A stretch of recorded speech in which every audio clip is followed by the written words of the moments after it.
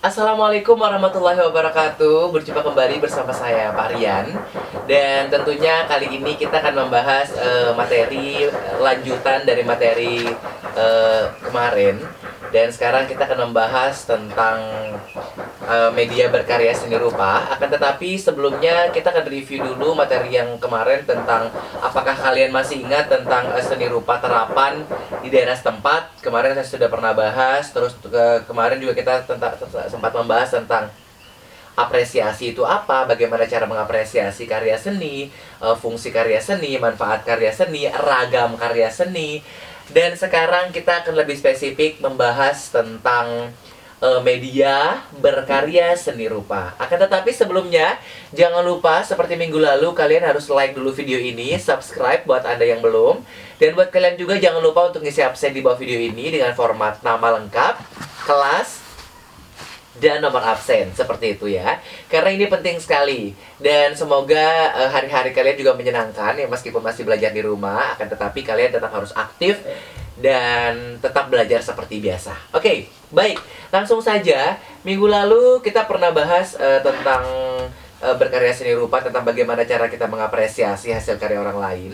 Sekarang kita akan lebih spesifik ke media berkarya seni rupa. Tentu ketika kita membahas tentang media karya seni rupa, ini akan berkaitan tentang atau dengan sarana untuk mewujudkan ide atau gagasan suatu karya seni.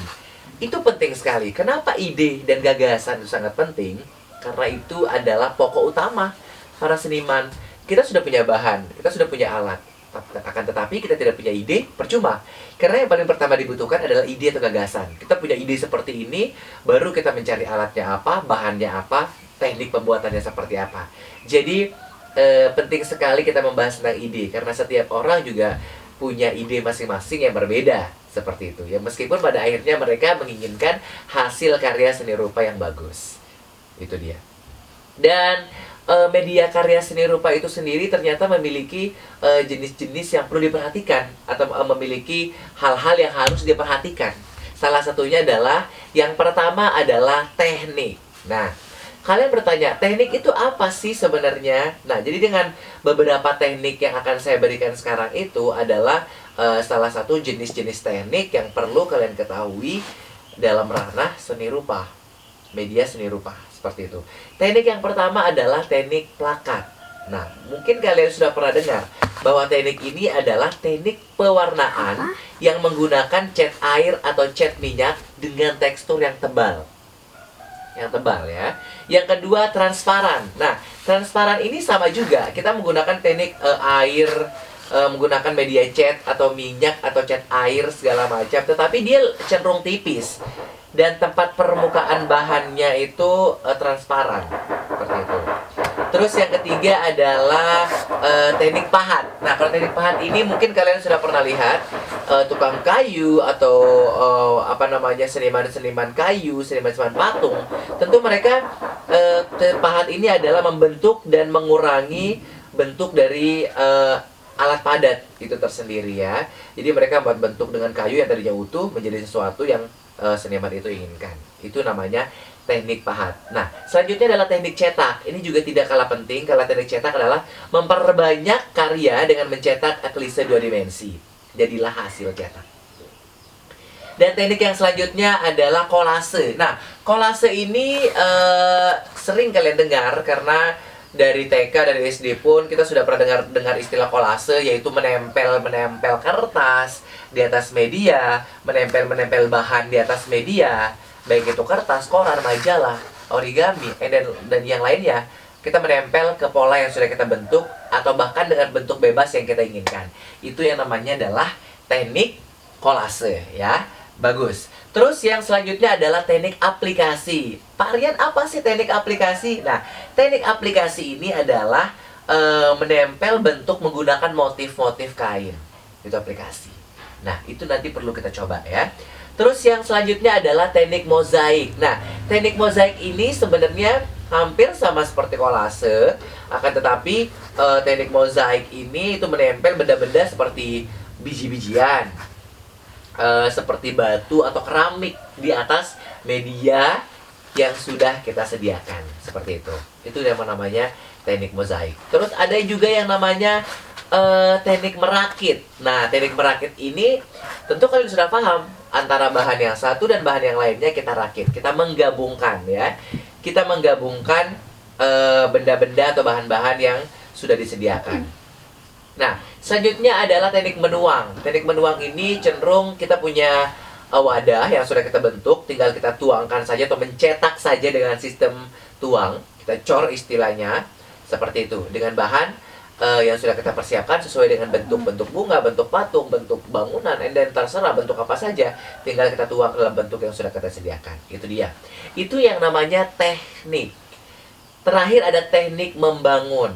Membangun ini ya tentu membentuk bangunan. Bangunan apa? Benda, gedung, rumah. Itu adalah teknik membangun. Seperti itu.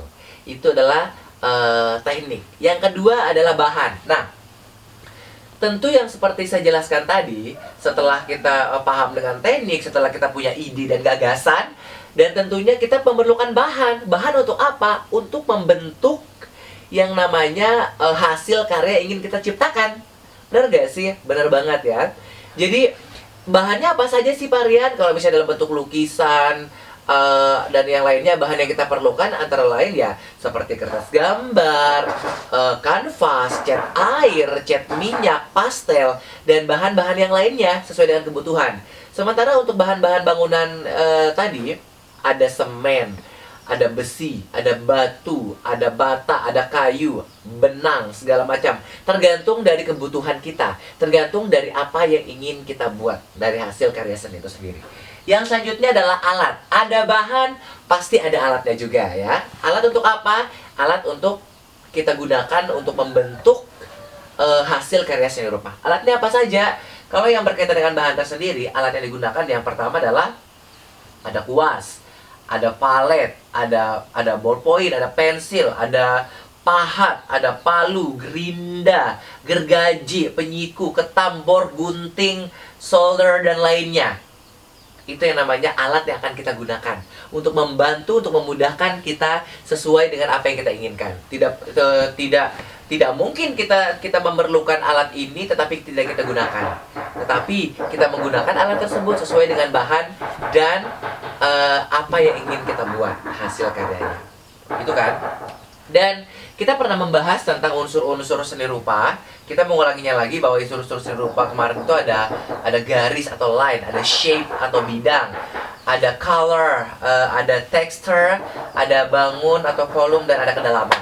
Itu perlu diingat juga karena itu berkaitan antara teknik, bahan, alat, dan itu unsur-unsur tersebut ya. Terus juga mungkin kalian pernah membaca atau pernah mempelajari tentang prinsip-prinsip seni rupa. Prinsip-prinsip seni rupa itu ada unity. Unity adalah kesatuan.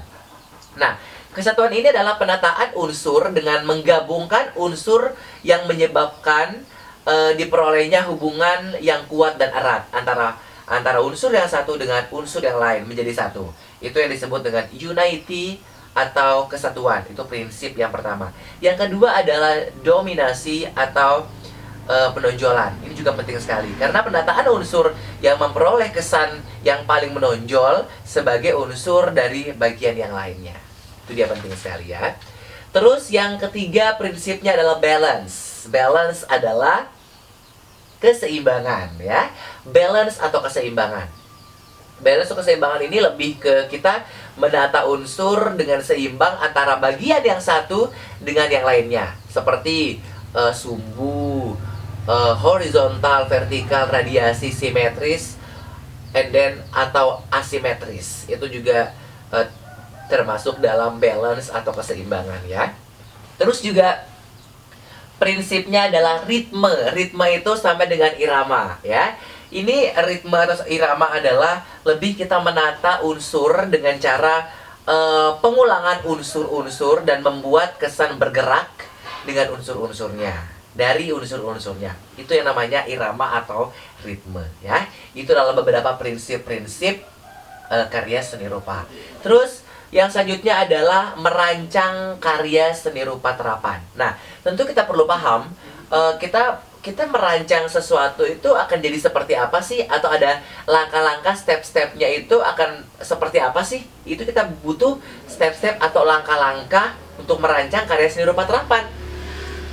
Yang pertama, langkah-langkah merancang karya seni rupa terapan antara lain perlu dicatat. Yang pertama, 1. Mengadakan pengamatan. Penting nggak sih kita mengadakan pengamatan? Penting sekali. Kita tidak mungkin akan membuat botol ini tanpa kita harus tahu bagaimana cara membuat botol ini. Kita harus mengkaji dulu, kita harus mengamati. Oh, ini apa saja yang dibutuhkan? Oh, ini berasal dari mana? Kita perlu sekali untuk melakukan yang namanya pengamatan. Bagus. Yang kedua adalah pemahaman objek. Kita harus paham dulu, objeknya apa dulu. Objek yang akan kita kaji, objek yang akan kita buat itu seperti apa. Kita harus paham dulu objeknya seperti apa, supaya mempermudah proses dari pembuatan hasil karya seni rupa. Itu yang kedua. Yang ketiga, langkah-langkahnya adalah penguasaan bahan dan alat. Penting sekali. Penting sekali kita bahas masalah penguasaan alat. Kita harus menguasai bagaimana cara penggunaannya. Oh, ini takarannya seberapa. Ini kalau dicampur air akan jadi seperti apa. Oh, ini nanti kalau ditaruh lem seberapa banyak. Atau ini nanti kuasnya akan jadi seperti apa, besar kecilnya. Kita perlu yang namanya penguasaan alat dan bahan. Itu yang ketiga. Yang keempat adalah penguasaan komposisi. Itu penting sekali karena hasil karya seni rupa kadang ada pencampuran antara warna satu dengan warna yang lain, bahan satu dengan bahan yang lain. Akan menjadi seperti apa, akan kita blend, dan itu nantinya harus kita kuasai. Itu yang namanya yang disebut dengan penguasaan komposisi. Nah, itu dia tadi ada beberapa penjelasan dari Pak Rian hari ini. Baik, itu dia materi yang sudah saya jelaskan tentang seni rupa tadi dan berbagai macam media-media berkarya seni rupa. Dan sekarang Pak Rian punya tugas untuk kalian, dan tugas ini dikerjakan di rumah. Tugasnya sangat gampang sekali. Jadi kalian harus membuat clipping yang berisikan tentang seni rupa, hasil karya seni rupa.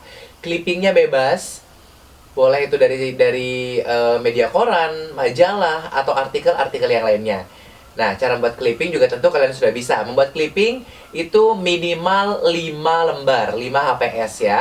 Ditata dengan baik, dibikin sekreatif mungkin. Sekali lagi tugasnya adalah membuat clipping yang bertemakan tentang hasil karya seni rupa. Seni rupa apa saja, bebas. Kalian susun secara bagus, secara menarik, dan bagus. Dibuat minimal 5 lembar menggunakan kertas HPS ya. Itu dia tugasnya, semoga bisa dikerjakan dengan baik. Tugasnya dikumpulkan paling lambat minggu depan hari Rabu. Jadi harus deadline-nya cepat dikerjakan ya. Ditunggu untuk minggu depan tugasnya. Wassalamualaikum warahmatullahi wabarakatuh.